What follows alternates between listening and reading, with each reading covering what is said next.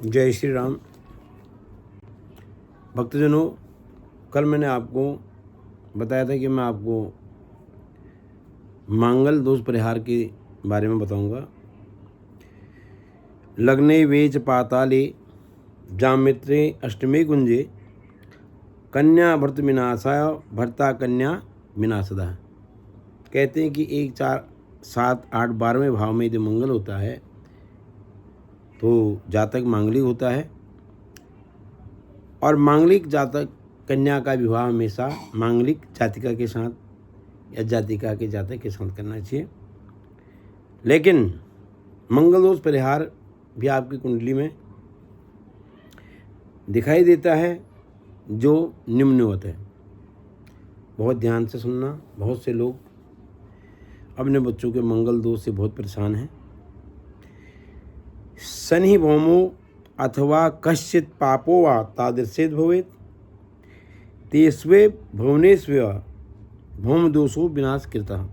कह रहे हैं एक की कुंडली में यदि मंगल दोष हो और दूसरे की कुंडली में उन्हीं स्थानों में शनि, सूर्य और राहु कोई भी पाप ग्रह स्थित हो तो मंगल दोष भंग हो जाता है, उसे मांगलिक नहीं कहा जाता है।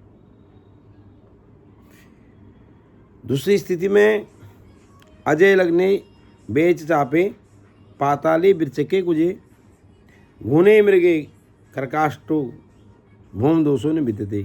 कहते हैं मेष राशि का मंगल लग्न में, वृश्चिक राशि का मंगल चौथे भाव में, मकर राशि का मंगल आपके 7वें भाव में, कर्क राशि का 8वें भाव में और धनु राशि का मंगल 12वें भाव में हो तो मांगलिक दोष क्षीण हो जाता है, उसमें मांगलिक नहीं कहा गया है।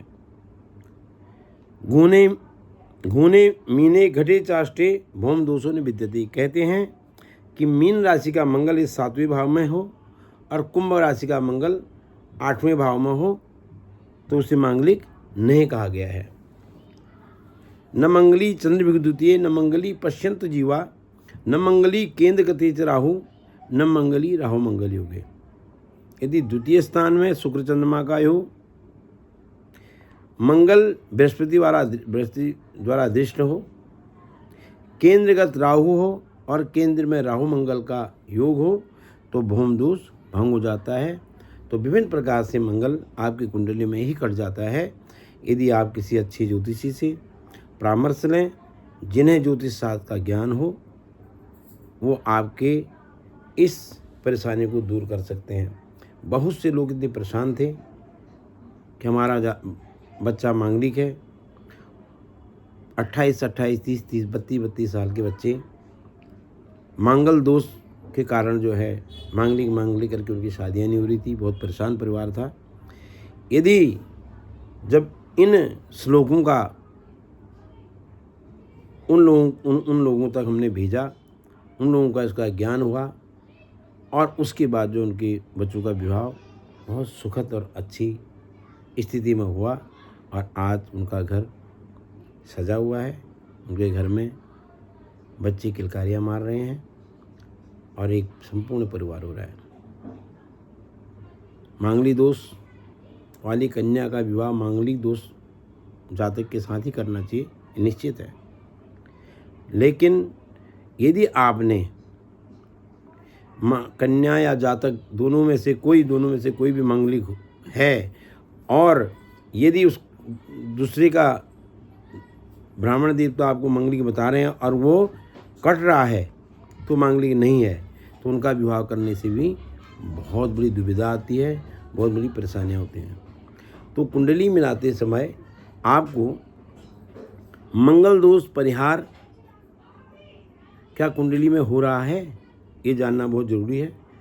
यदि नहीं हो रहा है तो उसको मांगलिक लड़की का या मांगलिक लड़के का उन दोनों का उन्हीं की शादी करनी चाहिए। यदि आपको कोई ब्राह्मण देवता मांगलिक बता रहा है और ये श्लोक के द्वारा जो मैंने आपको बताया, खूने मीठे घटी चष्टे भूम दोषों ने विद्यते, यदि मीन का मंगल 7वें में, कुंभ का मंगल 8वें में हो तो उसका तो मंगल दोष कट गया। और आपने मांगलिक लड़की से उसकी शादी कर दिया, मांगलिक लड़के से शादी कर दिया तो उनका वैवाहिक जीवन भी विघटित होता है, वो भी परेशानी में पड़ जाते हैं। तो कुंडली मिलान के समय आप अवश्य ध्यान रखें कि हमारा जो बालक है या बालिका है वो मंगलिक है या नहीं है। पहले तो जिस समय बच्चा जन्म लेता है, कुंडली बनती है, उसी समय जो है मालूम हो जाता है कि जातक मांगलिक है या नहीं है। लेकिन पंडित जी आपको बता रहे हैं कि भाई साहब ये मंगलिक है, लेकिन ये आपका कट रहा है कुंडली। देखो मैंने आपको 1 2 3 4 श्लोकों से मंगल दोष का परिहार बता रखा है। ऐसे ही 4 श्लोक और हैं जो इनसे मिलते जुलते हैं और मुहूर्त चिंतामणि के हैं, मुहूर्त दीपक के हैं, वेद और ग्रंथों के हैं। तो आपको अवश्य ही मंगल दोष परिहार के लिए कुंडली मिलाते समय एक अच्छे ज्योतिषी से परामर्श लेना चाहिए और जिन्हें ज्योतिष शास्त्र का ज्ञान हो, क्योंकि मंगल दोष एक ऐसा है कि वो अग्नि तत्व है और लग्न का जो मंगल होता है वो बुद्धि का विनाश कर देगा। चौथा मकान, भूमि, सास, परिवार, कुटुंब का विनाश कर देगा। 7वां पति के लिए हानिकारक होता, 8वां अपने स्वयं के लिए होता और 12वां व्यय करवा देगा, नुकसान कर देगा, खर्चा कर देगा।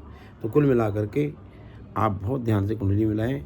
मेरा आप सभी को, जो लोग इसको शेयर करेंगे, लाइक करेंगे, सब्सक्राइब करेंगे और शेयर करना बहुत ज़रूरी भक्तजनों, क्योंकि ऐसे ही बहुत जो परेशान लोग हैं उन तक आपके द्वारा ही यह विचार पहुंच सकता है।